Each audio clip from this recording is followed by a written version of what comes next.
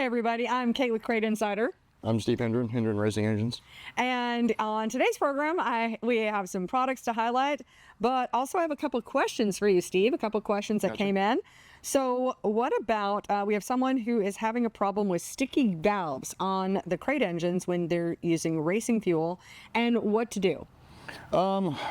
Unfortunately, there's not a real simple cure for it. Essentially what you got going on there is the valves end up rusting in the guides, essentially. Okay. And usually it's on the exhaust side.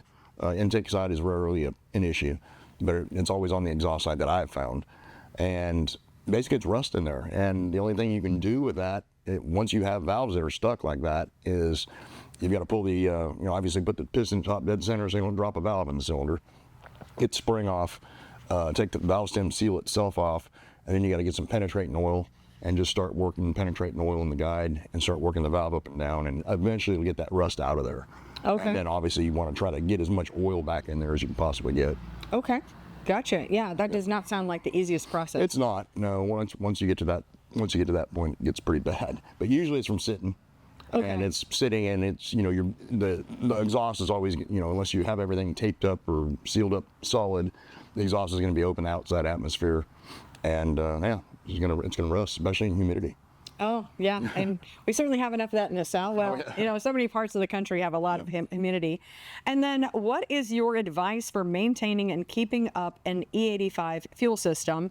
This person happens to race the car only 1 to 2 times a month. If you race 1 or 2 times a month, the main thing is don't let E85 dry up in the system. So carburetor wise, you don't want it drying up in the carburetor. You certainly don't want it drying up in your lines or your pumps or anything else.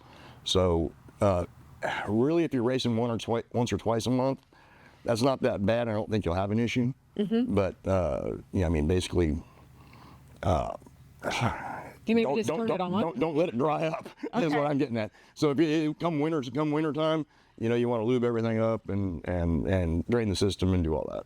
Well, I mean, out of curiosity, I'm gonna go off script here, but like when you are going into the winter season or into an off season, is it anything like alcohol where you might pour like regular gas into the system just to try to clear it out? Yeah, you can do that. Okay. I mean, that'll work just fine. Run a top end lube in it. Okay. Before you race it the last time or something like that. Okay. Or before you shut it down for the winter. Great. And if you've got any questions, after watching this video or on any of our videos, feel free to drop in a comment, and then we'll bring them to the show. All right, today we're talking about water pumps, and most specifically, I know that this water pump happens to be your favorite to use on 602s and 604s. It is, correct. Okay, so this is going to be the Edelbrock EDE 8817. Yep. And what are some of the features that you like about this particular water pump? Number one, I haven't had any failures out of them. Okay. So that's the most important thing. So I don't think I can think of one that's failed. Whereas other manufactured brands, I've had failures. Okay. Failures. Gotcha. One thing that you and I were just talking about is that the cool thing about this, there's this little cutout on the back here, and yeah, it's for on 604s, that timing cover bolt on this side. That's where it hits on most other people's water pumps. Okay. And we've had people that blast holes through their, running their water pump on with an intake or with a impact gun, and not realize that they did that, and then pour water in, and you got water everywhere. So gotcha. Or that eliminates that issue on 604. 602s is not a problem either way. Great. Well, and they also, I mean, they look cool because they're black, but you like it because of the functionality. Yes, correct. Anything else a person, if a person's looking for a water pump, what are some of the things that they would be, when you're looking at the specs or whatever? One that works. Okay. All right. One that works. Yeah, I mean, I've got my cheat code right here. So, just ask Steve what the answer is on with all of the engines that you build and the customers that you work with. So most all water pumps internally are going to be about the same. Okay. So Edelbrock EDE 8817, and of course we carry these here at CrateInsider.com. All right, so in this product spotlight, we're taking a look at fuel pump push rods. So I've got a couple of different ones here. They're both from Comp Cams, and one has a steel tip and the other has a bronze tip. So Steve, tell us a little bit about, I know you like this particular brand of fuel pump rods, but tell us the difference and also why you like these. The bronze tip goes on a 604, so it's got to be run on a steel cam, whereas the steel tip, that's for a 602, where it runs on a cast iron cam. Okay. And they're lightweight fuel pump push rods. So never run steel on steel only on cast iron. Always use bronze on the 604 cams.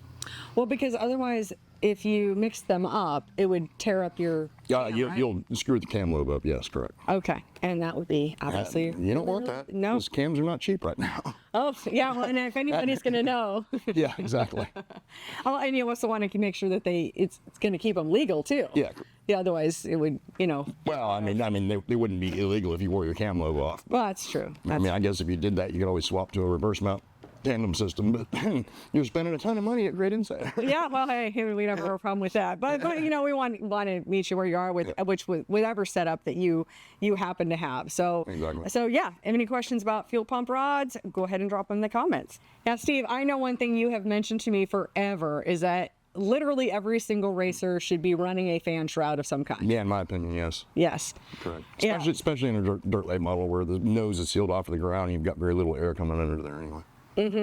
And otherwise, if you don't run a shroud of any kind, then... You're running a lot of fan blade, and a lot of fan blade is a waste of power. So Yeah. And of course, we talk about, like, it would, if you're a great fabricator, you know. Yeah, I mean, like my brother, for instance, he fabricates our fan shrouds for my son's car. But yeah, if you don't have the skill to do it, this is a great alternative. Yeah, because there's a lot of work that goes into trying to make it from square to round. Correct. And so this is just a really great option. It's inexpensive. This is our Dominator fan shroud. And this one's meant for a dirt late model. We've got a couple of other options as well for the street stocks and for the modifieds that you can see on the website. But the late model ones, we actually keep on the shelf right here. Yep. So I know you've seen probably some customers with these fan shrouds. I've had guys with them on, yeah. Correct. Yeah, and seen some good results with those as well. So if you're looking for a fan shroud, here we go, the Dominator fan shroud. Here we're taking a look at our Crate Insider fuel log cover. And Steve, what are some of the advantages of running a fuel log cover? Well, I mean, anytime you can keep your fuel cool, it's an advantage. So whatever you can do to keep it cool, you need to do it. And, this is going to be subjected to underhood temperature, obviously. So anything you can do to get that away from the fuel going in the engine, you're better off. Yeah. So, I mean, I know it's not the single solution. It's kind of a combination of everything. But, I mean, a lot of times, especially with crates, it's down to just the smallest things that we can do. Yeah, so if you're looking for a fuel log cover, these go on very, very easily. It's just Velcro, and it'll just adapt right here. You just Velcro it right onto your fuel log. Very, very easy to do. I was even able to do it. Yes. Yeah, and it used to be, these videos used to be because it was easy enough for a girl to do it. But, no. But now you can do it too. Yeah, exactly. Yay. So there we go. Fuel log cover. Of course, they're available here at CrateInsider.com. In this product spotlight, we're taking a look at the KSE Tandem pump. So, Steve, tell us a little bit about what we're looking at here. It's a combination tandem fuel pump, power steering pump. And, this is like your inlet from your fuel cell. That's your outlet to your carburetor or your fuel log. And then, obviously, this is power steering section. That's your inlet. It's your outlet. Right, and I know that, especially in late models, it's one of your preferred methods, if it's possible. Yeah, if it's possible. If it's in the budget to do it, this is the only way to go, in my opinion. Is to go with the tandem pump, and of course this mounts on the back. Correct. And on your bell housing. Correct. On your bell housing. What's cool about this kit, it actually comes with these mounting brackets here. It comes with the bypass regulator. And surprisingly enough, it actually comes with instructions, which is something that one of the reasons I make videos in the first place is because so many race car parts don't come with instructions. I remember asking you about that, and what did you say? Well, everybody knows how to do that. Everybody knows how to do that. Yeah. So anyway, what's cool is this does come as a complete kit. I mean, what are some of the advantages you find by running this off of the back rather than having a separate power steering? Well, number one, it gets everything off the front of the motor. Okay. So, I mean, that's the main thing to me. You're just moving weight back in the car. So I think that's, for whatever that's worth to anybody anymore, I mean, that's one advantage to it. But it's belt driven, obviously, and they don't fail. Whereas we have mechanical fuel pumps failing all the time. Yeah, I have some challenges. Yeah. I am fuel pump challenged for sure. But yeah, I have to say I've never gotten a call on one of these. No. I don't think you ever will. Yeah, they're incredible quality. I mean, you can just tell. I mean, gosh, I can just see it's all billet machined. It's just, Exactly. I mean, absolutely incredible piece. Yeah, obviously it is a little bit higher dollar compared to, buying those separate pieces, but for quality and for performance, because, you can't win a race if you can't finish one. Yep, exactly right. Yeah, so there we go. Tandem pump here, KSC tandem pump, and of course it's available here at CrateInsider.com. So there you have it, a few of our product spotlights for the week. And if you like what we're doing here, hit that like and subscribe. And if you have any questions, feel free to drop them into the comments, because remember, we are here to help you win. So we'll be back next week and we'll see you soon.